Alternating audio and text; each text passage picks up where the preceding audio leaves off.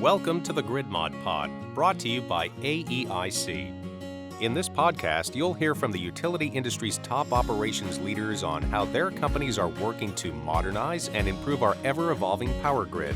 Thanks for joining us. Ladies and gentlemen, it's a pleasure to welcome you back to the Grid Mod Pod, where we unravel the fascinating world of grid modernization.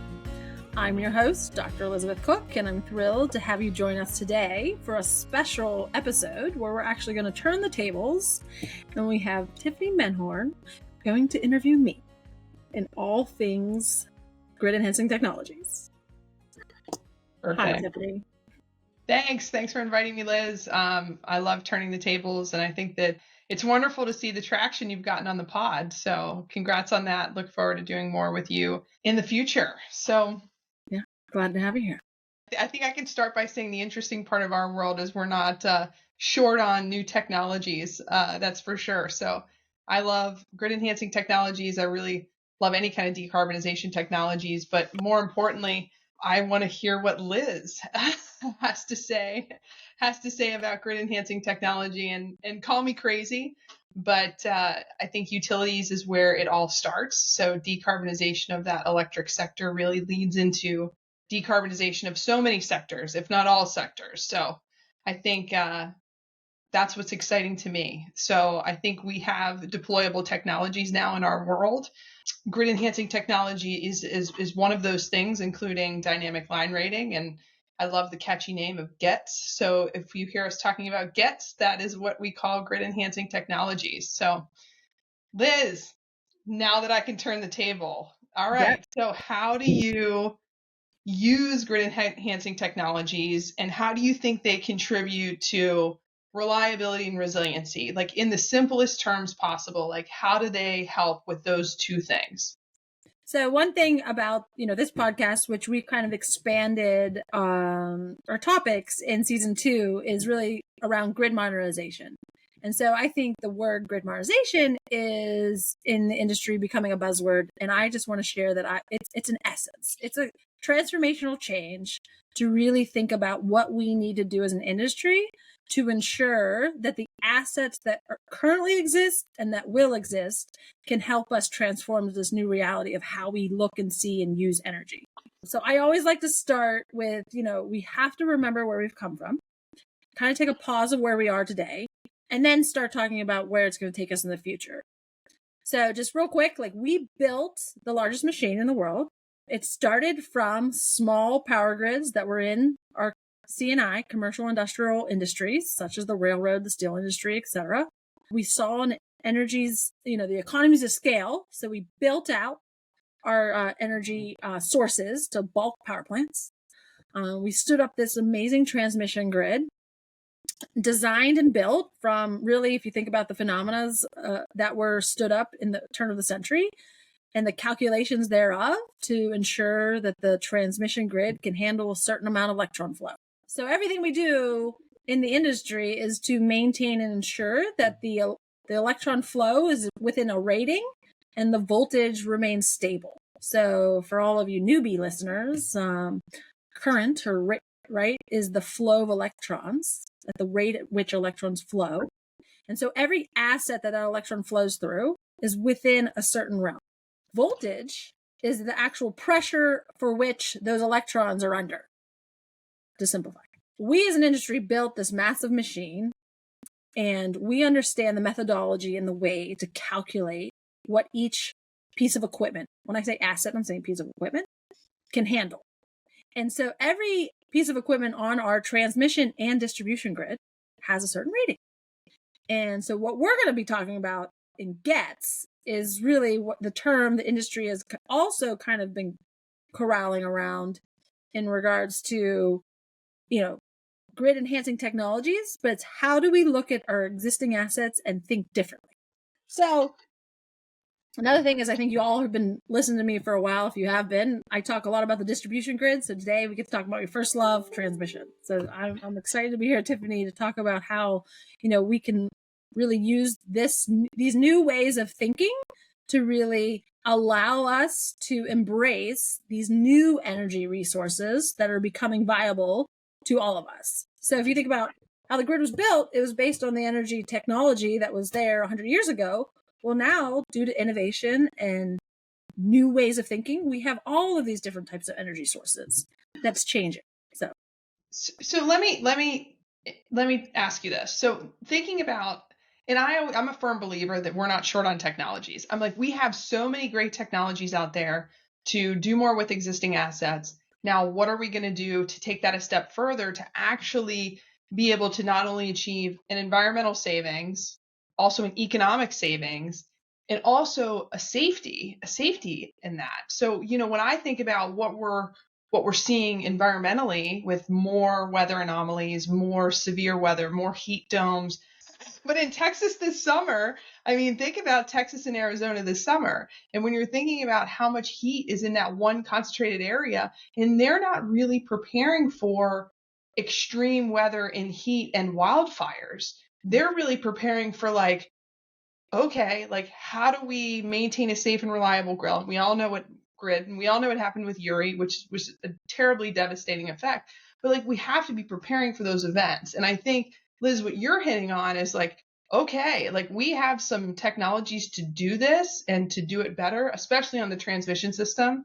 What does that look like for more frequent climate events? What does that look like even for cybersecurity events? I mean, this is a real issue that I think we're going to be tackling not only really in the next 5 years. I always say, like, I think of years in like 10 years, but it's really, this is here and now.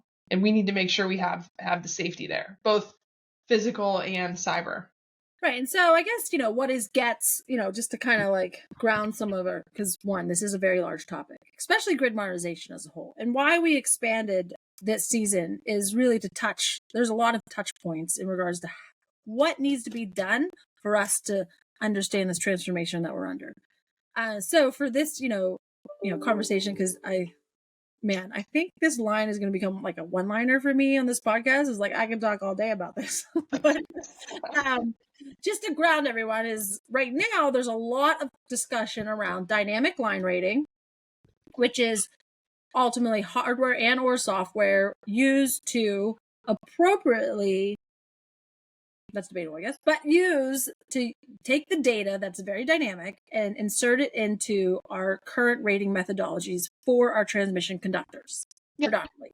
So now you're incorporating the real time and forecasted weather, which has an impact on how much a wire can transmit electrons. So depending on the wind speed, the temperature, and overall usage will change how much that conductor can then move up and down, aka the capacity of that particular element. That's exciting in itself, but it's a brand new way of thinking, and it changes a lot of already set processes and ideologies that are in place. And one thing I'm learning from this journey of grid modernization is change is hard for all humans who are the people that are required to drive this transformation. The other grid enhancing technology is power flow controllers. So again, it's hardware and software, and it's used to really help, control power flow. So, and balance the way the electrons are distributed. So like a simple phenomena that I think a lot of us power system engineers understand, and really just general people that understand electron flow, is you really cannot control where the electrons are coming from. Electrons flow in the least resistance path. Path of least resistance. Yes. Just like all of us in life, we all like to take the least resistant path, right? That's not always the best path. So with the power flow controller, you ultimately have power electronics that can pivot and kind of change which line or out of which breaker those electrons may flow. And so it's like a physical piece of hardware that's installed inside your substations. And that, again, is a new tool, a new device that is unfamiliar to the utility space, but has been proven to be quite effective. But again, it disrupts the toolbox that has been used for 60, 70 years and changing or creating something new within any space is hard. So it takes a particular change agent within each utility to really drive that and become comfortable with deploying new technology. And that's what we're up against. Tell me about like how has it been done? I mean, you live, eat, sleep, and breathe this. Like I came from markets, have done a number of things, but thinking about how ratings have been established, I know you're born and bred transmission planner. I mean, we can talk about that too. But how has it changed? Like how has it changed from the most, for people that aren't power systems engineers, how has it changed in the utility space? And I mean, be gentle on us, non-engineers. Well, I've been in the industry for, I can say 19 years and not going to say 20 yet for those of you that like to round. But what I've seen is, the way utilities plan and then distribute their projects or their capital and their O&M is really based on identifying a need and then creating a project and then driving the project forward. And so when you think about like when I was a power system consultant, we would gather the data, build the models, and run studies based on problems or an idea that the utility identified as, not sure where to go next. So something as simple as, we have 4,500 megawatts of wind to connect to our grid, and we've never connected any wind. Please help. So, how we built the models, how we run the studies, and what that said really created, new information to drive new decisions. And so from a technology perspective within utility, that almost seems the easy part, right? You can see and you can test and you can check the boxes of, safe, reliable, and the last question, affordable, takes time. So like when you're within the utility, it was really, how do you identify a problem and then start to create value streams that could be proven out to be a cost benefit to our customers. And not only from a financial perspective, but like what are the benefits from an operational perspective, aka a customer perspective. So it's really learning how to understand how the one particular problem could create a bucket of solutions, and then being able to communicate the financial benefits as well as the customer benefits effectively. So that also takes, you're not taught that in school. That's really something that becomes the inertia within of how to get projects to the table and then accomplish. I think what's interesting about the utility landscape is I used to say all the time that people only care about their utilities when they move, when they pay their bill, or when their lights go out. And now I've changed my way of thinking because I think people care about where their electrons come from. They want all their wires and power supply to be underground. And they now want a safe and reliable system where every time they go to a light switch to make sure it's on. And I think we have taken, and I mean, you touched this to begin with, where we started. We've taken for granted a lot of those simple amenities with now this changing environment, really, that's affecting our bulk system and how we can really use these technologies to optimize. But all right, let's move on to my second question here. So, okay. I mean, we could talk about this for days. I want to know what your second question is. I mean, thinking about grid enhancing technologies, obviously I come from a DLR company. There's power flow, there's power flow modeling, but I'm more familiar with the DLR perspective when it comes to GETS. I think the fun part about my job, and Rob Gramlich said this to me a long time ago, was we need that too. So everything that we talk about, I'm always like, yep, we need that too. We need long duration storage. Yep, we need modular nuclear. Yep, like all these things, I think, creates this broader picture. But what have you done to optimize your distribution system, to reduce power outages, to enhance grid performance? Like, tell me about you, and I'd love to hear a specific example for as much as you can share. Being that I was, the host of All Things DER, there's a lot of use cases that, have been shared, and there's a significant amount of documentation that's been written by many industry groups of all of the beautiful things that data and model building and analytics can drive to awareness. So, I know, I'm going to be invited back to the AI podcast too. I want to be. But the idea, right? So my kind of, where I'm speaking from is just embracing the power of data and data analytics. So if you think about dynamic line rating and what that was, it's literally, there is a way that has been done to quantify the ratings of a conductor based on a static piece of information, knowing it's very dynamic in its nature. So could we revisit it? And if we revisit it, what benefits could be driven from that? And so I think a lot of things that we do in the industry come from different perspectives and drivers, but really from a utilities perspective is, how can this help our asset management processes?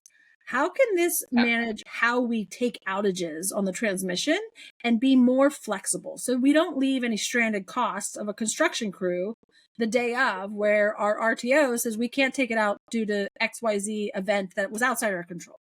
So when you get into the transmission, it's the same as the distribution phenomena is like, what information do we currently have that maybe limit us in how we perform certain tasks? And so the common thread through all of that is really embracing this new world of data and data analytics. And I just want to bring to attention is, I think something powerful that needs to happen is why I show up on these podcasts and really connecting with our membership group and really sharing with the whole industry, which is everyone, right? If you think about who uses the electrical power grid, it's everyone. And those that own and maintain the assets within, it's a public utility service 24/7, 365. So we should be at the table, and then really the ones that know best should be communicating, educating out. So I guess, hence the reason for these drops. So we have to always remember there's a phenomena and there's needs and there's perspective for the generation that exists, bulk power plant, as well as these new energy resources at the edge. There's phenomena and design for the transmission and what makes the transmission work and what roles and regulation and requirements are driven by that. And then there's the distribution grid. And so there's 4 separate real entities, right? And then there's the customer edge. Each one of them, the goal is to keep the lights on. But how it's done, why it's done, and who's in control of the decisions is very dynamic and different. Yeah. So for me, what I have been able to prove over and over is if you can identify quick wins, right? Where you can show ways that used to be based on data that wasn't available, gain new data, build new tools, drive new insight, move through, and show that value. And I think if we could do that in lots of areas throughout the utility, because they're all kind of dynamically different, but they're all intertwined, having someone to continuously thread that allows, those conversations to happen more fluidly. I love that. I do. I agree. I think we need quick wins. Do you think when it comes to like in a market versus not in a market, because I know the listeners breach both of these worlds, like talk to me about what you think maybe some differences are, or maybe they are. When I think about it, I'm like, listen, I want to optimize no matter the market, right? There's different layers of benefits being outside a market versus being inside a market. And there's different layers in our country when I'm thinking about where our RTOs are in general. So, and where the wind and solar are trying to get to our grid. Knock, knock, knock, Liz. Give me to your grid. What do you want to do? Right. So one of the big conversations or drivers behind GETS is unlocking the queue. So for our listeners, what is the queue? Is within the RTO ISO space, which is, for our listeners, PJM, MISO, CAISO, they're the ones that oversee the operations of the transmission grid. So kind of creating that non-bias capability of understanding what generation's available and what can be dispatched and tying it to an energy market so that the right players get paid. And then ultimately the pass-through costs to our customers who ultimately use the energy at the edge. The business model of the utility is complicating itself, so we won't spend too much time there. But from the market's perspective, it is right. Like, and I've used this before, is every distribution feed is a fingerprint. Every utility within a RTO ISO is a fingerprint. So it's very difficult to create solutions that one size fits all.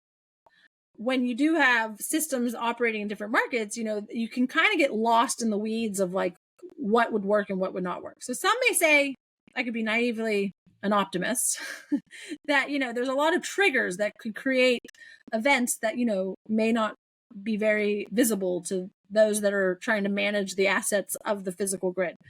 But if you come down to baselining a performance of a grid and knowing that how the system was designed and knowing the tools that are currently being used were not designed for the reality that we sit in. And so it's just take us as an industry, because we're so intertwined and we have this massive machine, it's really a challenge to kind of peel back the onion and realize which part of how we study and see the system perform can be unraveled or, seen differently.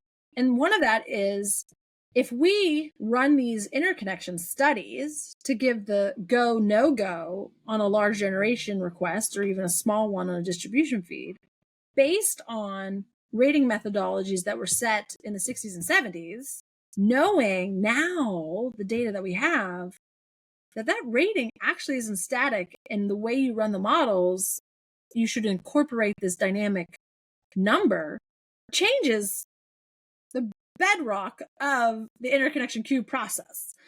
So you have the innovators that create this new technology that bring this awareness, and it's a aha moment, seems like a no-brainer, but you don't realize how that rating change really touches 20 to 30 processes that literally allow a generation to connect. And the big concern is, if this generator connects, will the system that it connects to be able to manage it accordingly and serve safe, reliable, affordable power? So there's like a balance, or, a healthy tension between ensuring that the current assets perform with these new assets, and then how do we evolve? And really the only way to do that, and which scares a lot of people, is you learn by doing, right? And I think from an industry that grew from the idea of doing and then learning the phenomena, that's how we've come to this system. Yeah.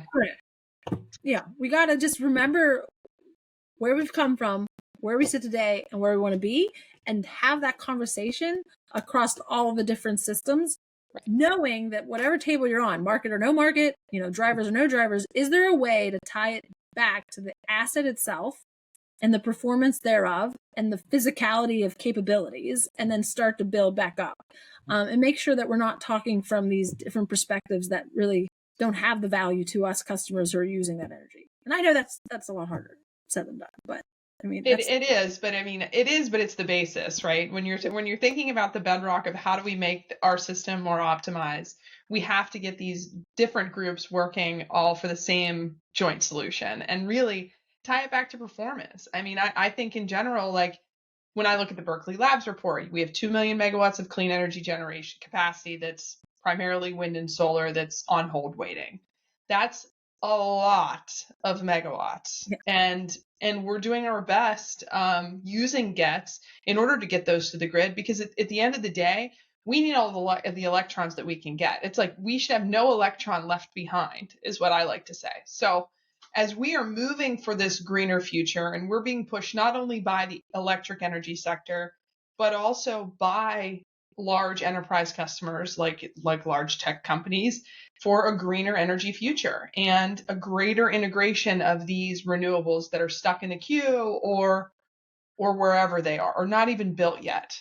And so what do you think the role of grid enhancing technologies play, I guess, in accommodating these resources and ensuring that, hey, we're moving into this greener future. How do we get this grid stabilized? How do we get those electrons from the generation source to the utilities itself and flowing to customers, while we making sure that the lights turn on, yes, but really minimizing our environmental impact and not going without, you don't need to make a deep conversation, because I sit in PJM territory, but with Marcellus Shale not too far from you, so we can talk about that for days too. But sorry, I'm pontificating about something now. Well, so when we think about it, you said a big number, right? So you have this transmission grid that can handle a certain amount of capacity based on the way we used to do things and the way the grid was designed. We now are coming upon new information that should really allow us to just open our thinking, open our minds, our creative minds, right? And how can knowing that there is potential and seeing from use cases that have already been done that there is capacity on our transmission conductors that we haven't fully tapped into. Now, one can say, like, that number you threw out there from the Berkeley study is an enormous amount of generation sitting in the queue. However, we also have to realize that the transmission grid is a physical asset and it takes a significant amount of time to build new transmission. So knowing that, we have to really look at how can we as an industry whole just baseline and get the data we want to get to be able to really get comfortable with that increased capacity that we're starting to see. Yeah. And as you said, we feel like we're on this emergent timeline. And so one thing also with data analytics and really understanding the data is once you start to see the value, it becomes something that can be expedited quickly. I don't know when that's going to happen, but what we've seen from a technology's perspective is using these new technologies to bring in the data that we never had before, drives new insight to not only open the capacity, but as I said, tying it to some of the other core functions that a utility is required to really lessen the risk of investing in some said new technologies. Yeah, and bulk, anything bulk upgrades system. I'm sure we're having a lot of a hard time, even getting distribution upgrades at this point because of some backlogs. So right, from where are we getting all of our materials, right? There's a whole other paradigm of how can we transform how we distribute our assets and our distribution, which from the beginning of the conversation is data can unlock insights that we haven't had before. And I guess another thing is like, and you said this, we kind of need it all. So like, how do we have these safe, synergistic conversations that really each technology and each part of the grid is like, and I've said this before, but like each is a puzzle piece to a large mosaic. And everyone could have a win to really move the needle forward. And so from a distribution grid, the same kind of event is happening where new technologies want to connect to it. And so how do we baseline the current performance of the grid as it is today before anything wants to connect? That's where we're sitting with the distribution world. So it's a little bit more urgent of like building the actual models to run the power flows, right, to then be able to make decisions. The benefit of the transmission is that we've actually built the models and been running those studies for 50 years. And really what we need to do is convert that same ideology as like the distribution grid needs that full situational awareness. So as an industry, which means all stakeholders, needs to realize that those models need to be built before we can have the same type of networked interaction with the distribution. And I'm just going to bring it all together is if we have the ability to manage and really understand energy use at the edge, bottoms up, it can then help aid the large, massive investment that needs to occur on the transmission to continue that electron flow. And so now, instead of just a two-way power flow on the transmission, it's a two-way power flow across transmission distribution. And that coordination is going to require technologies to bring the data in, analyze the data, and then provide the correct solutions in real time. So, it sounds like a big challenge, but that's really where the get space is really driving the industry to embrace data analytics differently. Right. So, and I think actionable data. Right. That's like super exciting. And it's one step, right? Instead of boiling the ocean, just taking that quick win that you can be more flexible with the operations and management of your assets. And then, yes, it can be relieve market congestion.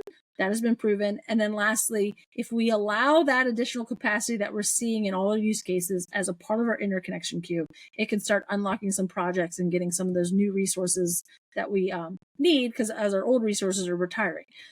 So it really is it's a triple benefit. So I look forward to continue to see it move forward. I'm going to bring this back to where we started. And that was, I know your love for history. So thinking about the changing grid, thinking about us changing from a radio where we're just listening to the radio to now we're interfacing with YouTube for our music and our media. That bilateral communication is now going to happen at the distribution level, and it is going to happen at the transmission level as well. So what's the future, Liz? We have bilateral communication. Electrons are going to be closer to home, more localized. What's the future? So I think, something that we built our system on was large pieces of very robust conservative machinery that, the measuring and sensing devices at the time that it was built and the phenomena that were penciled out and the theory that was confirmed was with that tool set. And so as it evolved and computers became a reality in the 70s and 80s, and the transmission grid owners decided we would be much more reliable if we started tying with each other and created this two-way power flow networked machine. At the time, we had computers, we had the capability to develop SCADA, which is, the sensoring devices that are out there across our power grid, bringing information back and, more or less making the commands of all of our systems stay reliable, transmission. And from a distribution perspective, those electron flows could do one way, right? Really from the 70s and 80s. But we did take a very robust system that was built conservatively with very minimal sensoring and measuring and started to tweak that and really drill down on accessibility of data. Not real time at first, but then we are predominantly at a near real time operations at our transmission grid. It took time. It took advancement of new technologies. You had to swap out the technology in all the substations. You had to put out the communication fiber as well as embrace Wi-Fi to really tie in the transmission grid we have today. So the next step is, in the reality, which seems overwhelming, is getting the sensoring and the measuring across all of the distribution grid and having that data be less of a historical one-day pull to down to the really minutes, if not seconds. And so that's the lift that we're under from the distribution modernization perspective, is building out the correct communication networks and ensuring the data that's flowing across that is very secure from a cybersecurity perspective. And then having the architecture of your IT systems to really gather this massive amount of data and provide insight to take action all the way to the edge. And I think that's the transformation that's happening at the distribution. Yeah. We can learn from everything that happened to get the transmission to where it is, while also working on that issue around unlocking the capacity that hasn't been tapped on the transmission. So I think as long as we stay focused on bringing full situational awareness and understanding the performance of the existing assets, we can then build and start measuring and driving out inefficiencies and really enhancing how we use the grid today to really embrace the new energy economy of tomorrow. So I know we inherited this wonderful thing called our grid. This electrical system in North America is pretty remarkable. Yeah, I agree. Well, I think we've probably tired our audience out. And so if you're still hanging in there, we love the conversation and we've been getting a lot of great feedback. So please, send an email, write a comment. We can continue these conversations on the Grid Mod Pod. So thank you, Tiffany, for taking the time to interview me today. This was a joy to share. Great. Thanks, Liz. I look forward to doing it again. Yeah. That's a wrap for this week's episode of the Grid Mod Pod. Thanks for tuning in. We hope today's conversation got you thinking about new and creative ways to improve our power grid. Be sure to subscribe to our YouTube channel to be the first to hear new episodes. This podcast is brought to you by AEIC, the place where operations leaders come together to share knowledge and provide guidance to the electric utility industry. We'll be back with a new episode soon. Until then, keep powering on.